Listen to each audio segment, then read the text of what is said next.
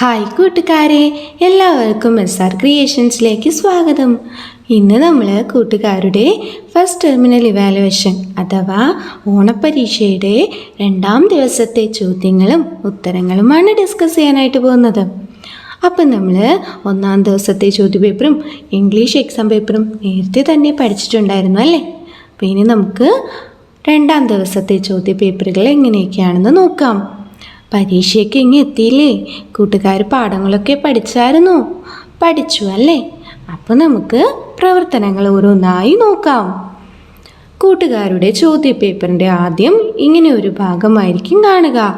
ഇവിടെ നോക്കിയാൽ അറിയാം 2ാം ദിവസത്തെ ചോദ്യപേപ്പറാണ്. സ്റ്റാൻഡേർഡ് ഫസ്റ്റ് എന്ന് കൊടുത്തിട്ടുമുണ്ട്. തൊട്ട് താഴെയായിട്ട് കൂട്ടുകാരുടെ പേരും സ്കൂളിൻ്റെ പേരും ഡിവിഷനും ഒക്കെ തെറ്റാതെ എഴുതിയേക്കണേ. നമുക്ക് 1ാമത്തെ പ്രവർത്തനം നോക്കാം. പ്രവർത്തനം 1, തൊപ്പികൾ എത്ര? 1ാമത്തെ പ്രവർത്തനം ഗണിതം പാഠപുസ്തകവുമായി ബന്ധപ്പെട്ടാണ്. മരച്ചുവട്ടിലെത്തിയ മിന്നുവും കിട്ടും സഞ്ചിയുടെ അകത്തും പുറത്തും തൊപ്പികളെ കണ്ടു. ചോദ്യങ്ങൾക്ക് ഉത്തരം എഴുതാമോ? ഇവിടെ ചിത്രം കണ്ടു കൂട്ടുകാരെ. കാട്ടിലെ മരച്ചുവട്ടിലെ മിന്നുവും കിട്ടും ഒരു സഞ്ചി കണ്ടു. സഞ്ചിക്കുള്ളിലും പുറത്തുമായിട്ട് നിറയെ തൊപ്പികൾ. മിന്നു പറയാണ്, ഹായ് മിട്ടു, നോക്കിയേ തൊപ്പികൾ. ഇനി നമുക്ക് ഓരോ ചോദ്യങ്ങളായിട്ട് നോക്കാം. 1ാമത്തെ ചോദ്യം, സഞ്ചിക്കുള്ളിൽ എത്ര തൊപ്പികളുണ്ട്? നോക്കിയേ കൂട്ടുകാരെ, സഞ്ചിക്കുള്ളിൽ എത്ര തൊപ്പികളാണുള്ളത്? എണ്ണിക്കോളൂ. 1, 2, 3. സഞ്ചിക്കുള്ളിൽ 3 തൊപ്പികളാണുള്ളത്. അപ്പോൾ എഴുതിക്കോളൂ, സഞ്ചിക്കുള്ളിൽ 3 തൊപ്പികളുണ്ട്. അടുത്ത ചോദ്യം നോക്കിയേ, സഞ്ചിക്ക് പുറത്ത് എത്ര തൊപ്പികളുണ്ട്? എണ്ണി നോക്കിയേ കൂട്ടുകാരെ. 1, 2, 3, 4. അപ്പോൾ സഞ്ചിക്ക് പുറത്ത് എത്ര തൊപ്പികളാ? 4. നമുക്ക് എഴുതാമോ? എഴുതിക്കോളൂ, സഞ്ചിക്ക് പുറത്ത് 4 തൊപ്പികളുണ്ട്. അടുത്ത ചോദ്യം, ആകെ എത്ര തൊപ്പികളുണ്ട്? കൂട്ടുകാരെ, സഞ്ചിക്കുള്ളിൽ 3 തൊപ്പികളും സഞ്ചിക്ക് പുറത്ത് 4 തൊപ്പികളുമുണ്ട്. അങ്ങനെയെങ്കിൽ ആകെ തൊപ്പികൾ എത്രയാണ്? എഴുതിക്കോളൂ, 3നോട് 4 കൂട്ടിയാൽ പോരെ? 7 തൊപ്പികൾ. മിന്നു 5 തൊപ്പികൾ എടുത്തു. ബാക്കി എത്ര തൊപ്പികളുണ്ട്? എങ്ങനെ കണ്ടുപിടിക്കും കൂട്ടുകാരെ? ആകെ തൊപ്പിയിൽ നിന്ന് മിന്നു എടുത്ത 5 തൊപ്പികൾ കുറച്ചു കൊടുത്താൽ പോരെ? നോക്കാം, 2 തൊപ്പികളാണ് ബാക്കിയുള്ളതല്ലേ? അതെ. അടുത്ത ചോദ്യം നോക്കാം. പ്രവർത്തനം 2, തരംതിരിക്കാം. മിന്നുവിൻ്റെ കാട്ടിലെ കൂട്ടുകാരാണ് ചിത്രത്തിൽ. നോക്കിയേ, പക്ഷികളും മൃഗങ്ങളും മീനുകളും ഒക്കെ ഉണ്ടല്ലേ കൂട്ടുകാരെ? അതെ, അവരെ നടക്കുന്നവ, നീന്തുന്നവ, പറക്കുന്നവ എന്നിങ്ങനെ നമുക്ക് തരംതിരിക്കാം കൂട്ടുകാരെ. എഴുതിക്കോളൂ. നടക്കുന്നവ ആരൊക്കെയാണിതിൽ നടക്കുന്നവ? പശു, ആന, സിംഹം, കുരങ്ങൻ, പൂച്ച ഇവയെല്ലാം നടക്കുന്നവയാണ്. ഇനി നീന്തുന്നവയോ? മുതല, ആമ, താറാവ്, മീൻ ഇവയെല്ലാം നീന്തുന്നവയാണ്. ഇനി പറക്കുന്നവയോ? മയിൽ, തത്ത, കോഴി ഇവയെല്ലാം പക്ഷികളാണ്.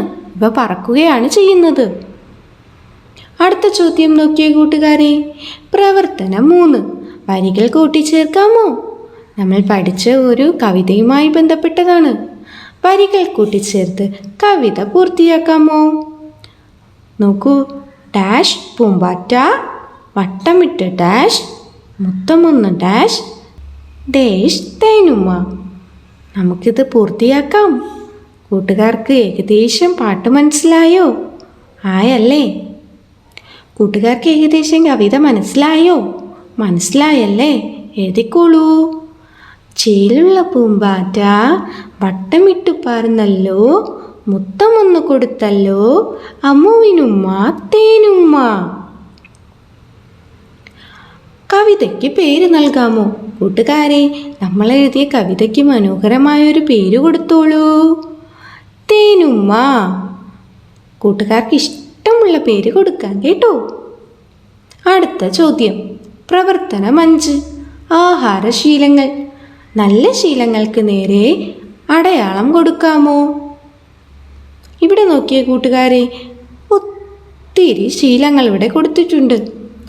നല്ലതുമുണ്ട്, ചീത്തയുമുണ്ട്. നല്ലത് ഏതൊക്കെയാണ്? നമുക്ക് അവയ്ക്ക് ടിക്ക് മാർക്ക് കൊടുക്കാം. കൊടുത്തോളൂ. ആദ്യമായി ഒരു കുട്ടി കുളിക്കുകയാണ്. നല്ല ശീലമല്ലേ? ടിക്ക് മാർക്ക് കൊടുത്തോളൂ. അടുത്തൊരു കുട്ടി സോഫയിലിരുന്ന് TV കണ്ട് ഉറങ്ങുകയാണ്. നല്ല ശീലമാണോ? അല്ല അല്ലേ? തൊട്ടടുത്തൊരു കുട്ടി കമ്പ്യൂട്ടറിൽ തൊട്ടടുത്തിരുന്ന് ഗെയിം കളിക്കുകയാണ്. നല്ല ശീലമാണോ? അല്ല.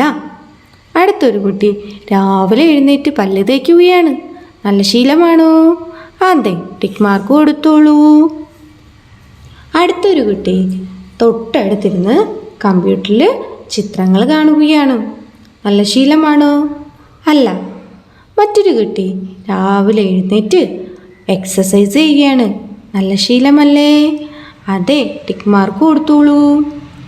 അടുത്ത 2 കുട്ടികൾ ചേർന്ന് ബുക്ക് വായിക്കുകയാണ്. നല്ല ശീലമാണോ? അതെ അല്ലേ? ടിക്ക് മാർക്ക് കൊടുത്തോളൂ. അടുത്തൊരു കുട്ടി ജ്യൂസും ബർഗറും പിസ്സയും കേക്കും അങ്ങനെയുള്ള ഫാസ്റ്റ് ഫുഡ് ഐറ്റങ്ങളൊക്കെ വാരി കഴിക്കുകയാണ്. നല്ല ശീലമാണോ? അല്ല. അപ്പോൾ നമ്മൾ നല്ല ശീലങ്ങൾക്ക് നേരെ എന്ത് ചെയ്തു? ടിക്ക് മാർക്ക് കൊടുത്തു. അടുത്ത് നോക്കിയേ. നല്ല ആഹാരശീലം പാലിക്കാൻ ഒരു പോസ്റ്റ് തയ്യാറാക്കാമോ? തയ്യാറാക്കൂ. നല്ല ആഹാരം കഴിക്കൂ, ആരോഗ്യത്തോടെ ഇരിക്കൂ. ഇതുപോലെ കൂട്ടുകാരെ മനോഹരമായ പോസ്റ്റുകൾ തയ്യാറാക്കണം കേട്ടോ. അടുത്ത ചോദ്യം നോക്കിയേ. പ്രവർത്തനം 6. ആശംസാ കാർഡ് തയ്യാറാക്കാം. അമ്മുക്കിടാവിന് പിറന്നാൾ സമ്മാനമായി കോഴിയമ്മ ആശംസാ കാർഡാണ് കൊടുക്കുന്നത്. ആശംസാ കാർഡ് തയ്യാറാക്കാൻ കോഴിയമ്മയെ സഹായിക്കാമോ? ദേ, അമ്മുക്കിടാവും കോഴിയമ്മയും കണ്ടോ? കോഴിയമ്മ പറയുന്ന കേട്ടോ കൂട്ടുകാരെ? അമ്മുക്കിടാവിന് പിറന്നാൾ സമ്മാനം നൽകാനാ. നമുക്ക് അവരെ സഹായിക്കാമോ? നോക്കിയേ, അമ്മുക്കിടാവിന് പിറന്നാൾ ആശംസകൾ. മനോഹരമായ കേക്കും ബലൂണും ഒക്കെ കോഴിയമ്മ വരച്ച് ചേർത്തിട്ടുണ്ട് കണ്ടോ? അപ്പോൾ കൂട്ടുകാരെ, നമ്മൾ 6 ക്വസ്റ്റ്യൻസ് ആണ് പഠിച്ചത്. വളരെ എളുപ്പമായിരുന്നു അല്ലേ പരീക്ഷ? വരികൾ കൂട്ടിച്ചേർക്കാനും എണ്ണി എഴുതാനും കൂട്ടി എഴുതാനും പോസ്റ്ററുകൾ തയ്യാറാക്കാനും നല്ല ശീലങ്ങൾ ടിക്ക് മാർക്ക് ചെയ്യാനും ഒക്കെ നമ്മൾ പഠിച്ചു അല്ലേ കൂട്ടുകാരെ? അതെ. അപ്പോൾ പാഠങ്ങളൊക്കെ കൂട്ടുകാർ നന്നായി പഠിക്കണേ. അപ്പോൾ കൂട്ടുകാർക്ക് വീഡിയോസ് ഇഷ്ടമായെങ്കിൽ ലൈക്ക് ചെയ്യുക, നിങ്ങളുടെ ഫ്രണ്ട്സിന് കൂടെ ഷെയർ ചെയ്ത് കൊടുക്കുക. അപ്പോൾ അടുത്ത എക്സാം സ്പെഷ്യലുമായിട്ട് നമുക്ക് ഉടനെ തന്നെ കാണാം. താങ്ക്